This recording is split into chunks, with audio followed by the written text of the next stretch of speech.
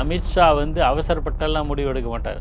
அவர் உள்துறை அமைச்சர். உள்துறையில் கீழே பல நுண்ணறிவு பிரிவுகள், ரகசிய போலீஸ், காவல்துறை பிரிவு, ஐபி இருக்குது போன்ற பல்வேறு புலனாய்வு, அதாவது ரகசிய புலனாய்வு நடத்துகிற ஏஜென்சி அவங்க கையில் இருக்குது. அதன் மூலமாக தகவல்களை திரட்டி வச்சிருப்பார்.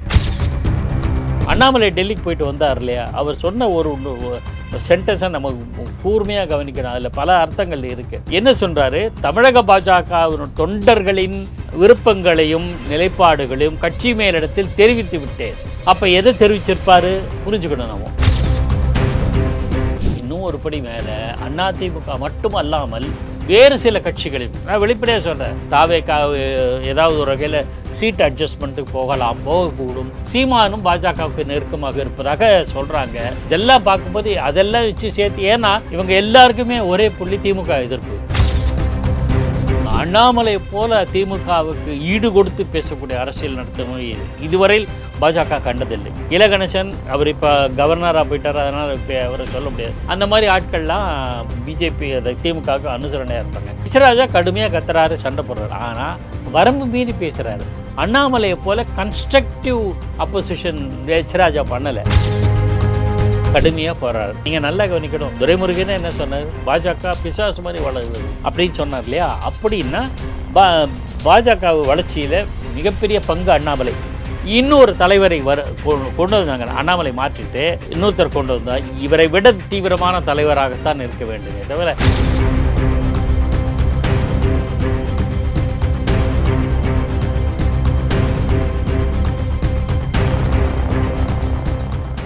ரியல் ஒன் வாய்ஸ் நண்பர்கள் நேயர்களுக்கு வணக்கம். நம்மோடு முக்கியமான பல செய்திகளை பகிர்ந்து கொள்ள இணைந்திருப்பவர் மூத்த பத்திரிகையாளர் பாக்கி அவர்கள். வணக்கம் சார். வணக்கம் சார். இப்போது தமிழ்நாட்டு அரசியலில் பரபரப்பு அப்படின்னா தமிழக பாஜக தலைவர் அண்ணாமலை மாற்றம் அப்படிங்கிற டாக் தான் பரவலாக போய்கிட்டு இருக்கு.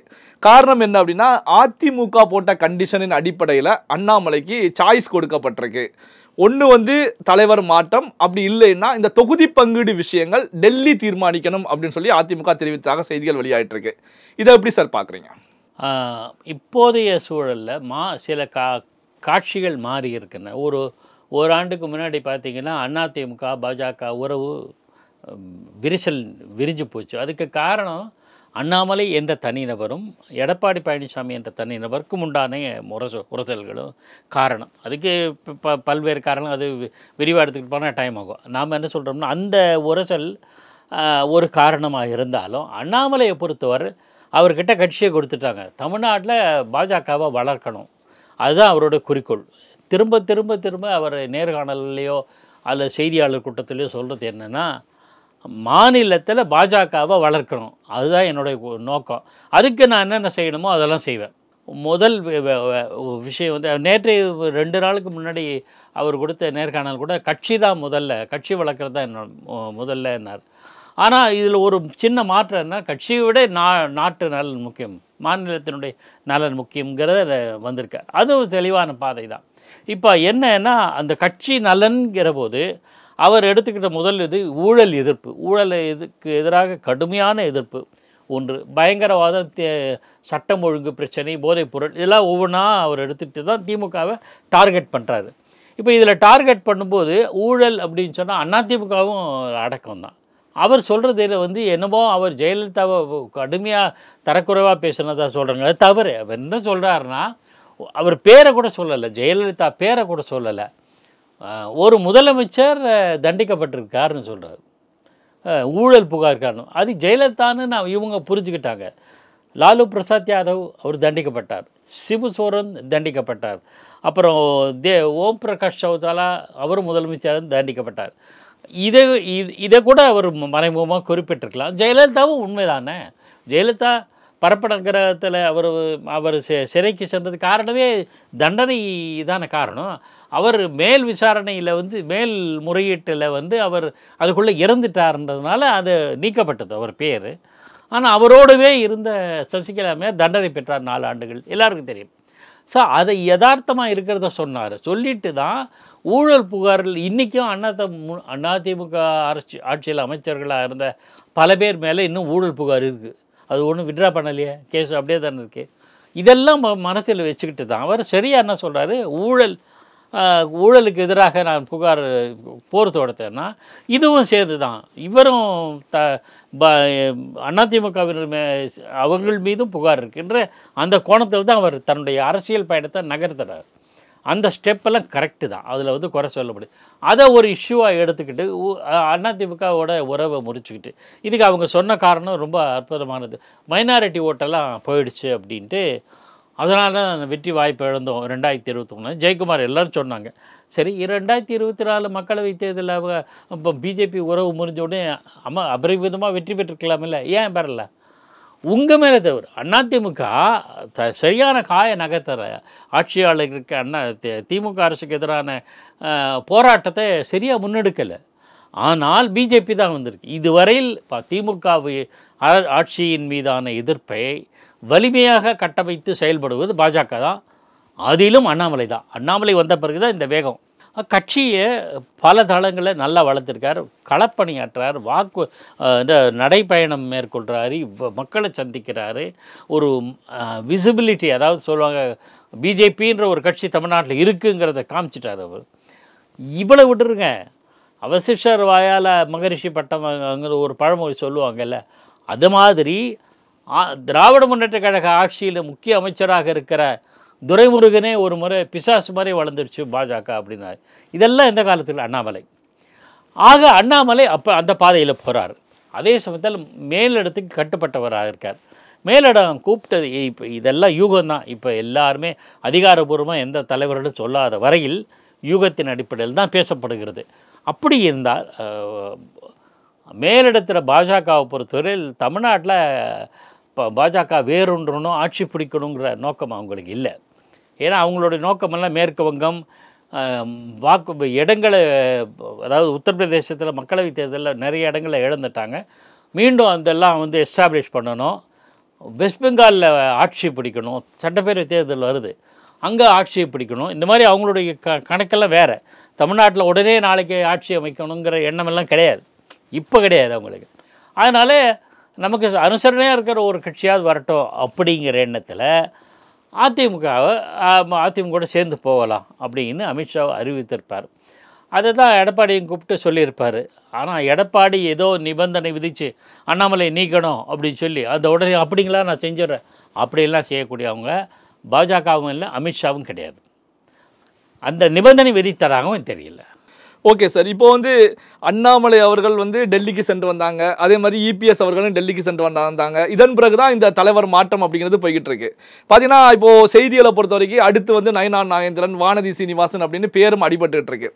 இப்போ தமிழகத்தில் பாஜகவை வளர்த்தெடுத்ததில் முக்கிய பங்கு அண்ணாமலை அவர்களுக்கு. இப்படியான சூழ்நிலையில் அண்ணாமலை அவர்கள் தலைவர் பதவியிலிருந்து மாற்றப்பட்டால் இது வந்து தமிழகத்தில் திமுகவுக்கு சாதகமாக செல்வதற்கான ஒரு வாய்ப்புகள் உருவாகும்ல சார்? நிச்சயமாக அது ஒரு நிச்சயமாக கவலைக்குரிய விஷயந்தான். அண்ணாமலை போல திமுகவுக்கு ஈடு கொடுத்து பேசக்கூடிய அரசியல் நடத்த இதுவரையில் பாஜக கண்டதில்லை. இலகணேசன் அவர் இப்போ கவர்னராக போயிட்டார், அதனால் இப்போ அவரை சொல்ல முடியாது. அந்த மாதிரி ஆட்கள்லாம் பிஜேபி திமுகவுக்கு அனுசரணையாக இருப்பாங்க. எச் ராஜா கடுமையாக கத்துறாரு, சண்டை போடுறாரு, ஆனால் வரம்பு மீறி பேசுகிறாரு. அண்ணாமலையை போல் கன்ஸ்ட்ரக்டிவ் அப்போசிஷன் எச் ராஜா பண்ணலை. பர்சனலாகவோ அல்லது வேறு ஏதாவது ஹிந்துத்துவா கார்டு அதெல்லாம் பயன்படுத்துகிறாங்க. மிக மிக முக்கியமாக கவனிக்க வேண்டியது அண்ணாமலையோட தலைமையினுடைய வெற்றிக்கு காரணம் ஹிந்துத்துவா கோட்பாட்டை வந்து அதிகமாக வலியுறுத்துறதில்ல. நல்லா பாருங்கள், தமிழ்நாடு எப்போவுமே தனித்தன்மையோட, இங்கே நிறைய கோவில் இருக்கும், நிறைய பேர் கோவிலில் பக்தி எல்லா விழாக்கள்லாம் நடக்கும், ஆனால் ஹிந்துத்துவா சப்போர்ட் பண்ண மாட்டாங்க. ஒரு டிஃப்ரென்ஸ் இருக்குது. அந்த டிஃப்ரென்ஸை நல்லா புரிஞ்சுக்கணும். இங்கே வந்து எல்லா பண்டிகையும் கொண்டாடுவாங்க, எல்லோரும் ஒன்றா இருப்பாங்க. இங்கே வந்து வடக்கே மத்திய பிரதேசம் உத்தரப்பிரதேசம் மாதிரியான நிலைமை இங்கே கிடையாது. ஆகையினால பாஜகவின் அடிப்படை கோட்பாடுகளான ஹிந்துத்துவா இங்கே எடுபடாது. இன்றைக்கி இல்லை, என்றைக்கும் எடுபடாது. ஏன்னா தமிழ்நாட்டுக்குன்னு ஒரு தனி கேரக்டர் இருக்குது. அதனால் இங்கே வந்து ஏன்னா பிற மதங்களால் தமிழ்நாட்டு மக்கள் கடந்த வரலாற்றில் எந்த காலத்திலையும் தாக்கப்பட்டதாகவோ துன்புறுத்தலுக்கும் அச்சுறுத்தலுக்கும் ஆளானதாகவோ வரலாற்று பதிவு கிடையாது. எப்படிங்கிற போது இங்கே அதுக்கான பகைமை இருப்பதற்கு சாத்தியமே இல்லை. வடக்கே வந்து முகலாயர் படைப்பு, முஸ்லீம் எதிர்ப்பு, அதில் ஏதோ ஒரு காரணம் சொல்லியிருக்காங்க. அந்த காரணம் கூட இந்த அளவுக்கு விட்டுருவோம். நம்ம அது இருந்தால் கூட ஏதோ ஒரு ரீசன் சொல்கிறதுக்கு வாய்ப்பு இருக்குது. அதனால் அங்கே ஆர்எஸ்எஸ் இருக்குதுன்னு சொல்லலாம். ஆனால் இங்கே இந்துத்துவாவோ ஆர்எஸ்எஸோ அப்படி ஒன்றும் பெரிய அளவுக்கு செல்வாக்கு பெறுமான்னு சந்தேகம் இல்லை. அதனால தான் அந்த கொள்கையை வந்து பின்னாடி வச்சுட்டு ஹிந்துத்துவா கொள்கையை அதிகமாக வலியுறுத்தாமல் திமுகவினோட ஊழல் புகார்களை மட்டுமே எடுத்து கையில் எடுத்து ஊழல், சட்டம் ஒழுங்கு பிரச்சனை, போதைப் பொருள் நடமாட்டம், சில சமயம் பயங்கரவாத செயல்களை கண்டும் காணாமலும் இருத்தல்.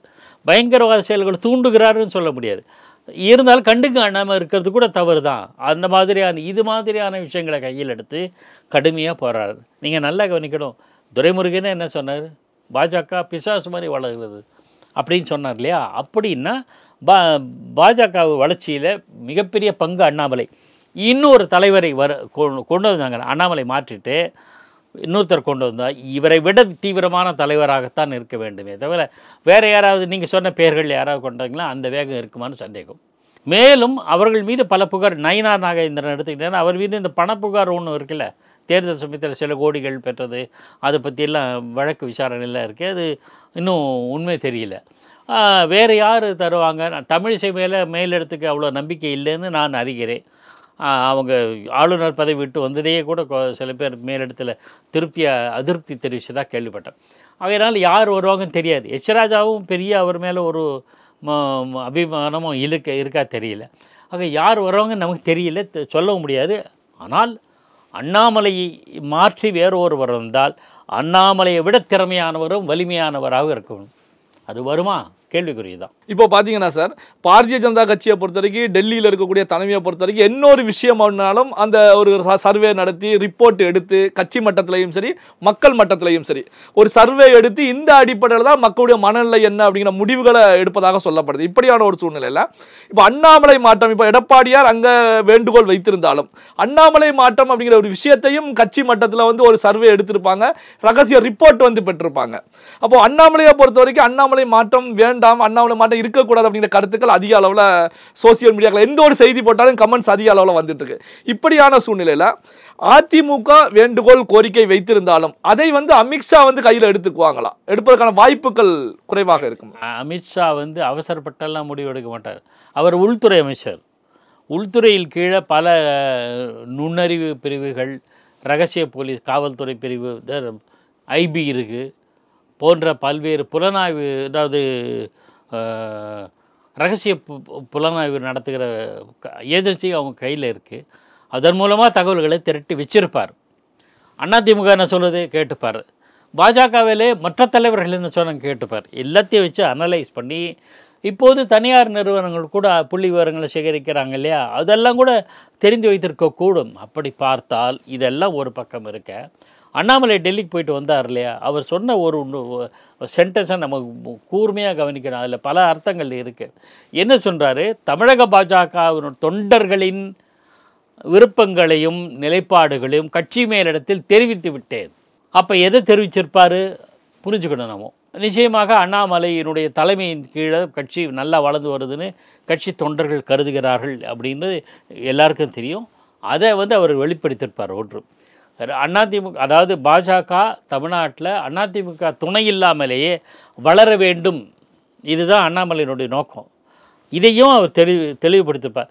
இருந்தாலும் மேலிடம் என்ன பண்ண, சரி இதெல்லாம் கரெக்டு தான், ஒத்துக்கிறோம், ஆனால் இப்போதைக்கு திமுக ஆட்சி விட்டு விரட்டணும், அதுக்கு நாமெல்லாம் ஒன்றா சேரணும் அப்படின்ற எண்ணத்தில் அவங்க இருக்கலாம். சரி, அப்படி நீங்கள் இதெல்லாம் conversation between Annamalai and Amit Shah நம்ம எப்படி யூகிச்சுக்கலாம்னா, இவர் சொல்லியிருப்பார் இதெல்லாம் தான் காரணம்ட்டு, அவங்க சொல்லியிருப்பாங்க இல்லை இப்போதைக்கு நம்ம வேறு வழி கிடையாது, எல்லாம் ஒன்றா சேர்ந்தால் ஓட்டு சிதறாமல் இருக்கணும், எல்லாம் ஒன்றா சேர்ந்து திமுகவை வீட்டுக்கு அனுப்பணும், திமுக ஆட்சியை வீட்டுக்கு அனுப்பணும். இதெல்லாம் இருக்கும்போது சரி அப்போ நான் என்ன பண்ணலாம் அப்படின்னா, கொஞ்ச நாள் ஒதுங்கிரு, நம்ம ஏதாவது ஏதாவது வீட்டில் ஏதாவது இருந்தால் கூட கொஞ்ச நேரம் வெளிலேரு, இந்த வேலை முடியட்டும் அப்படின்பாங்கல்ல, அந்த மாதிரி நீங்கள் இருந்தீங்கன்னா கம்ஃபர்டபுளாக இருக்குது. அதிமுகவுக்கு கம்ஃபர்டபுளாக இருக்க மாட்டாங்க. அதனால் நீங்கள் கொஞ்ச நாள் கட்சி தலைமையிலேருந்து விலகிடுங்க.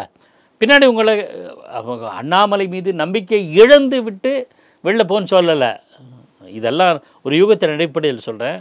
உங்கள் மேலே எனக்கு நம்பிக்கை கிடையாது, நீங்கள் தலைவராக வேண்டாம், அப்படி இல்லை, கொஞ்ச நாள் ஒதுங்க. இப்போ காலம் ஒரு செட்டில் ஆகட்டும், நம்ம இந்த வேலையை முடிச்சிடும் அப்படிங்கிற மாதிரியான நிலைமை இப்போ இருக்கும். அவரும் சரி ஓகே, நான் கட்சி வளரணும், நாடு நல்லா இருக்கணும், அதில் ஒன்று சொன்னார் கவனிக்கணும். தமிழகத்தில் பாஜக வளர வேண்டும், இதுதான் என்னுடைய நோக்கம். அதுதான் பண்ணிகிட்ருக்கார், பர்ஃபெக்டாக பண்ணிகிட்ருக்கார். கட்சியை விட நாடு முக்கியம், மாநிலம் முக்கியம், மாநிலத்தின் நலன் முக்கியம் அப்படிங்கிறார். அப்படின்னா என்ன அர்த்தம்? மாநில நலனுக்கு எது குந்தகமாக இருக்குது, பாதிப்பாக இருக்குது? திமுக அரசு. அந்த திமுக அரசை நீக்கினாதான் மக்களுக்கு நலன், தமிழ்நாட்டு மக்களுக்கு நலன். அப்போ அதுக்கு என்ன பண்ணணும்? கட்சி மேலே சொல்கிறது, கட்சியை விட இது முக்கியம். இப்போ சத்திக்கு கட்சியை வளர்ச்சியெல்லாம் அப்புறம் பார்த்துக்கலாம், அதிமுக கை கோத்துட்டு அடிச்சிடும். இன்னும் ஒரு படி மேலே அதிமுக மட்டும் அல்லாமல் வேறு சில கட்சிகளையும், நான் வெளிப்படையாக சொல்கிறேன், தாவேக்கா ஏதாவது ஒரு வகையில் சீட் அட்ஜஸ்ட்மெண்ட்டுக்கு போகக்கூடும். சீமானும் பாஜகவுக்கு நெருக்கமாக இருப்பதாக சொல்கிறாங்க. இதெல்லாம் பார்க்கும்போது அதெல்லாம் வச்சு சேர்த்து, ஏன்னா இவங்க எல்லாருக்குமே ஒரே புள்ளி திமுக எதிர்ப்பு. சீமானுடைய நோக்கம் என்ன? திமுக ஆட்சியில் அகற்றப்பட வேண்டும். தாவேக்காவின தீவிரமாக திமுக அரசை எதிர்க்க ஆரம்பிச்சு பேரை சொல்லி பேச ஆரம்பிச்சிட்டாரு. அதிமுகவுடைய நோக்கம் என்ன? திமுக ஆட்சியிலேருந்து அகற்றப்படுது. அவரே எடப்பாடி பழனிசாமி சமீபத்தில் என்ன சொன்னார்? நமக்கு ஒரே எதிரி திமுக தான், அது ஆட்சியிலிருந்து அகற்றுவதற்கு, விரட்டுவதற்கு எல்லா ஓட்டுகளும் சிதறாமல் அப்படின்னா என்ன அர்த்தம்? எல்லோரும் ஒன்றா சேரணும்னு அர்த்தம். ஆக அதிமுகவுக்கு பாஜகவுக்கும் அதே. அப்படின்னா எல்லாருமே இது ஒரு புள்ளியில் இணைகிறோம். ஏதாவது ஒரு வகையில் அரேஞ்ச்மெண்ட் இருக்கணும். இது எப்படின்னா 1977 மார்க்சிஸ்ட் கட்சியும் ஜனதா கட்சியும் என்றைக்குமே ஒத்து போனது கிடையாது. ஆனால் அவங்களே ஒரே களத்தில் இருந்தாங்க. ஏன்னா இந்திரா காந்தி ஆட்சியை தோற்கடிக்கணும் அப்படிங்கிற நோக்கத்தில். மார்க்சிஸ்ட் கட்சியும் மொரார்ஜியும் ஒரே களத்தில் இருந்தாங்கன்னா அதுதான் நோக்கம். அந்த மாதிரி ஒரு சூழல் கூட இப்போது வருவதற்கான சாத்தியக்கூறுகள் இருக்குது அப்படின்னு நான் சொல்லுவேன். பல்வேறு முக்கியமான தகவல்களை நம்முடைய வாசகர்களுடன் பகிர்ந்து கொண்டதற்கு நன்றி சார். நன்றி.